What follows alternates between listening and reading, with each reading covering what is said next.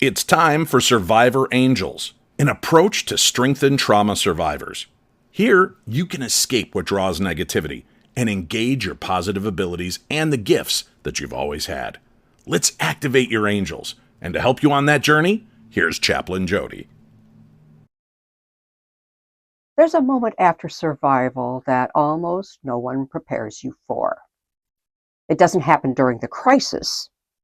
It doesn't happen in the immediate aftermath.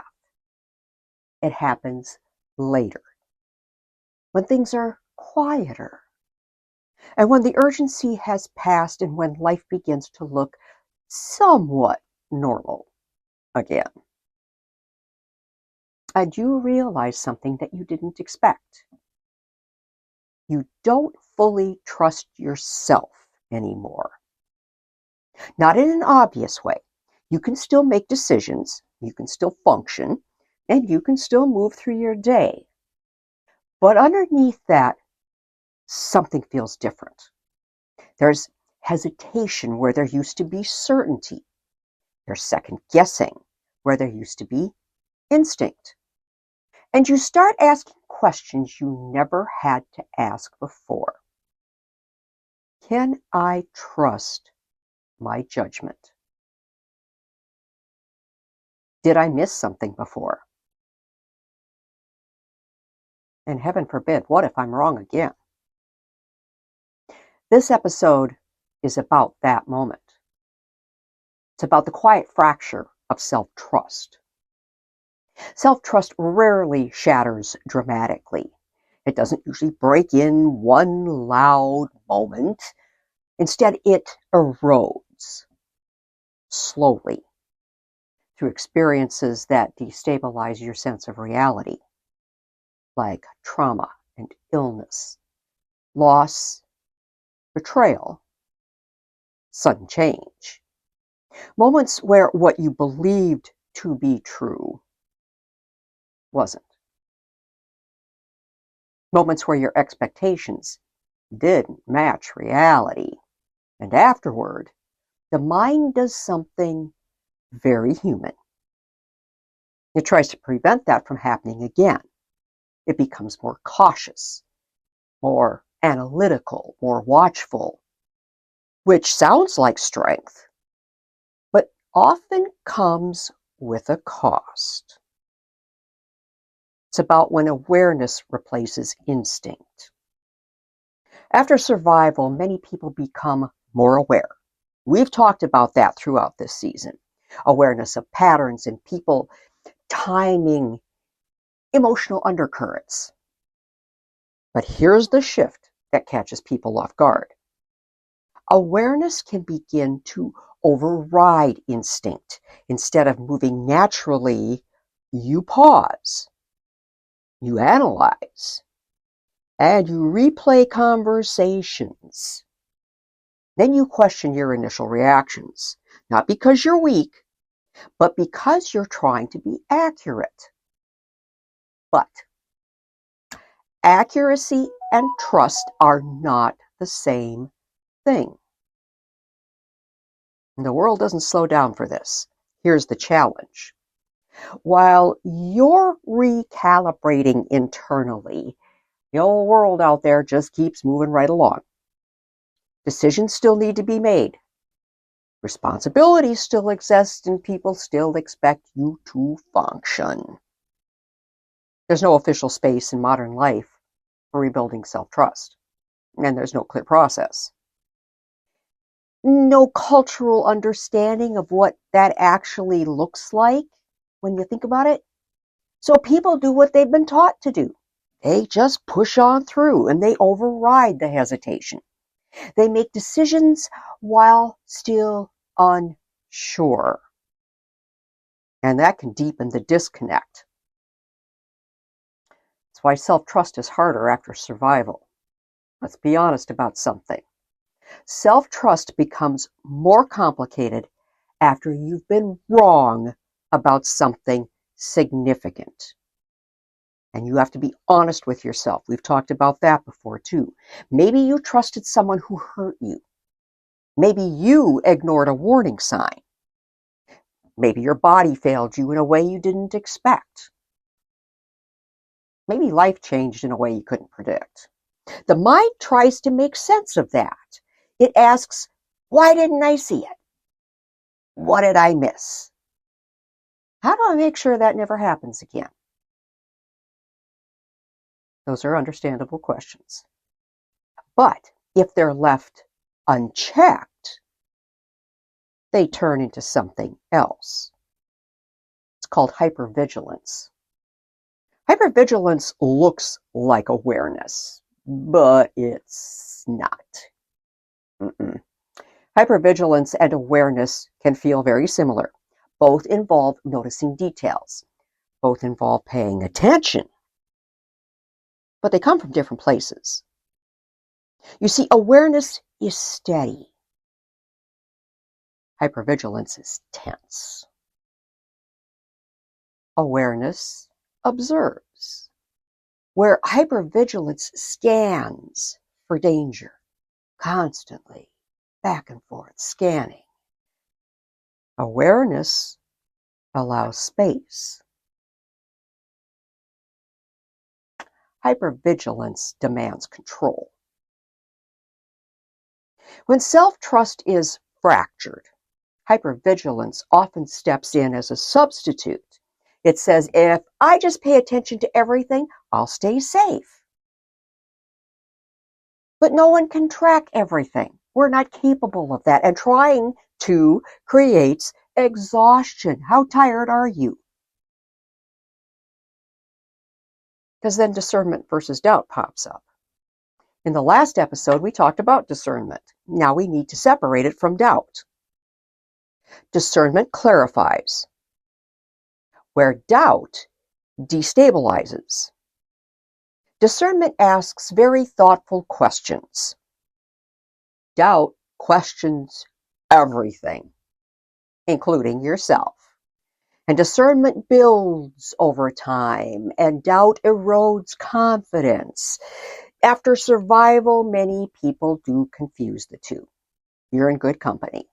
They believe they're being discerning when they're actually doubting themselves. You see, the body remembers before the mind understands. One reason self-trust becomes complicated is that the body holds memory differently than the mind. Your mind might say, that's over. But your body's saying, ooh, be careful. This is especially true after trauma or illness. The nervous system becomes more sensitive. It reacts faster, sometimes before conscious thought even forms. And if you don't understand that, you may interpret those reactions as weakness. But they're not weakness. They're information. The question becomes, how do you listen without becoming controlled by it? Trust is not blind after survival. Here's a critical shift. Before survival, trust is often simpler, more automatic, more assumed. After survival, trust becomes more intentional. That's not a flaw. That's evolution. You're not meant to go back to blind trust. You're meant to develop informed trust. Trust that includes awareness, discernment, experience, without collapsing into fear. Here comes the angels again, but differently. Let's bring this back to something we've been threading through the season. Angelic presence. You know how I love to bring in my angels. Your angels too. All of our angels. If you've experienced subtle protection, accompaniment, or stabilizing presence, there's something very important to understand. That presence does not replace self-trust. It supports it. Angels, when described across traditions, do not make decisions for people. They don't override agency. They don't eliminate uncertainty. They stabilize the environment so you can choose. If anything, true support moves you back into yourself, not away from yourself. Some people lose themselves here. Yep, there's a point in this process where people can drift. Instead of rebuilding self-trust,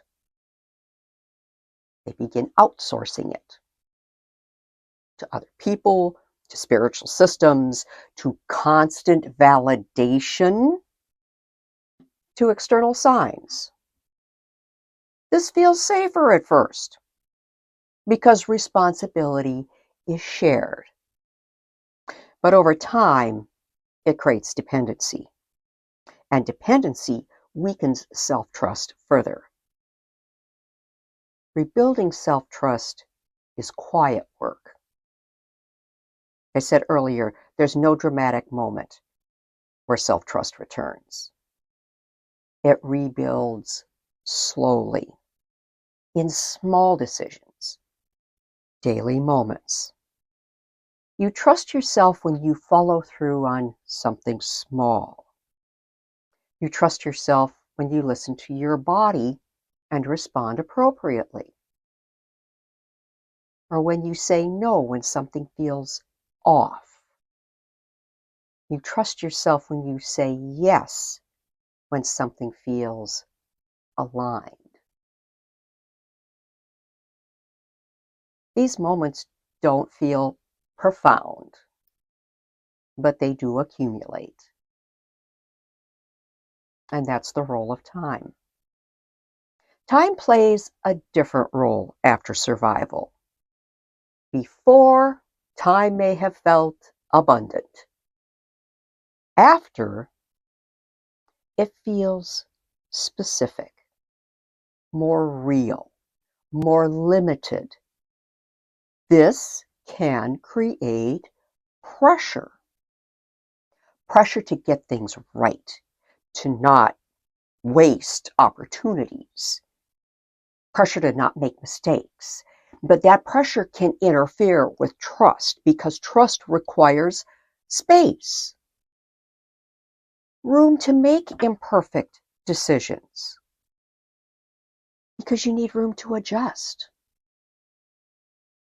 There's this cultural illusion of certainty out there. We live in a culture that values certainty. People want answers, and they want them right now. Confidence, clarity. But real self-trust doesn't look like constant certainty. It looks like stability in uncertainty, the ability to move forward without needing guarantees. That's what survival teaches. Not control, resilience. It's a different kind of confidence. Confidence after survival looks different. It's quieter and it's less performative. Doesn't need to prove itself.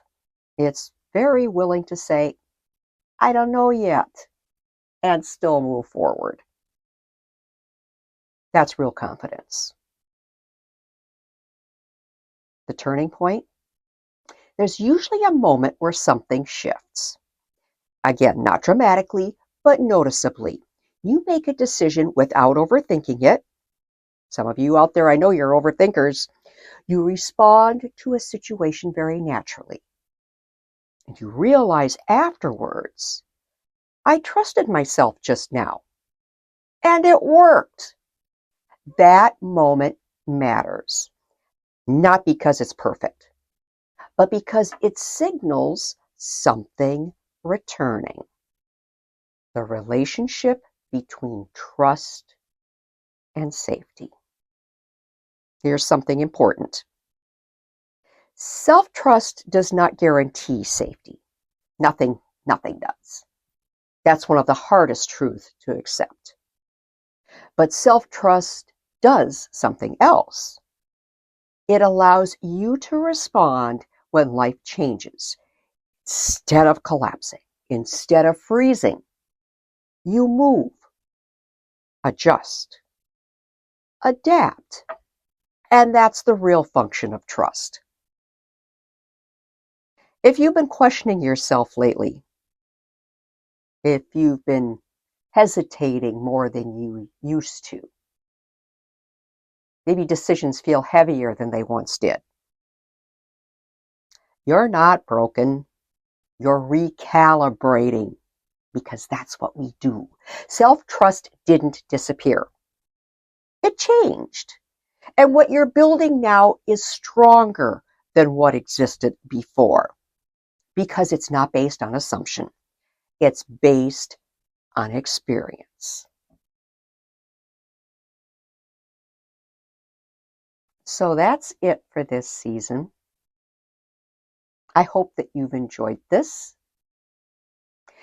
Be sure that you check out my TV show, The Skeptic Veil, because a lot of all of this is the veil in our lives, and it's not what you possibly think that it is. So we'll be on to season 15 in the near distant future. In the meantime, still follow, because I will be doing the Lightcasts, which are a shorter version of this. And always, always, always stay grounded and activate your angels. Thanks for joining me. Thanks again for joining Chaplain Jody on Survivor Angels. For more information, go to chaplainjody.me. That's chaplainjody.me. And on Facebook at Survivor Angels-Chaplain Jody. This is Dave Schrader. Until next time, sending you off to activate your angels.